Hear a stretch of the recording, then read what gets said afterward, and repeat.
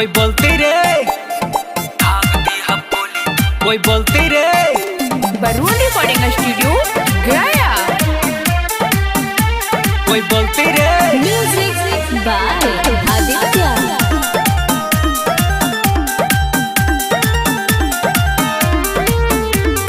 हमरा से धोखा देबू उठी ना तोर डोली रे, उठी ना तोर डोली रे, उठी ना तोर डोली रे। हमरा से धोखा देबू उठी ना तोर डोली रे।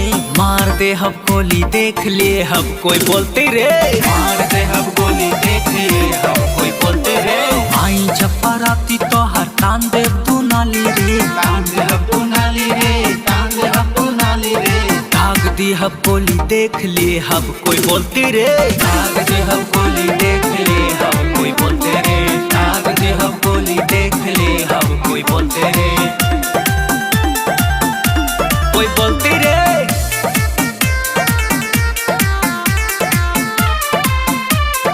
भाग दी हम गोली कोई बोलती रे।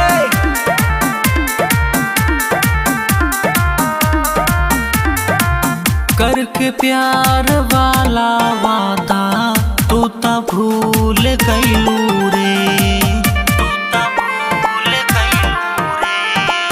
हमर फूल जैसन दिलवा तू ता तोड़ दिहलू रे। होई ना परछावन कर होई सीधे मर्डर रे, होई ना परछावन कर होई सीधे मर्डर रे। दाग दे हम गोली देख ले हम कोई बोलती रे, दाग दे हम गोली देख ले हम कोई बोलते रे। मार दे हम गोली देख ले हम कोई बोलती रे, दाग दे हम गोली देख ले हम कोई बोलते रे, कोई बोलती रे।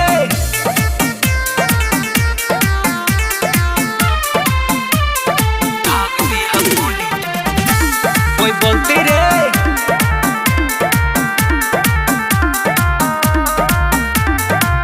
भोला कावन हाय बाधा जली दुनिया सारी रे, जली दुनिया सारी रे। यहाँ हमारा से ना ज्यादा जली करो रंग तारी रे।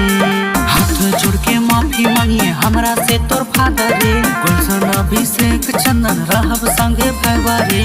दाग दे हम गोली देख ले हम कोई बोलती रे, दाग दे हम गोली देख ले हम कोई बोलते रे। मार दे हम गोली देख ले हम कोई बोलती रे, दाग दे हम गोली देख ले हम कोई बोलते रे। थोड़ा रही धरती पर हमरा सिवा कोई और ना।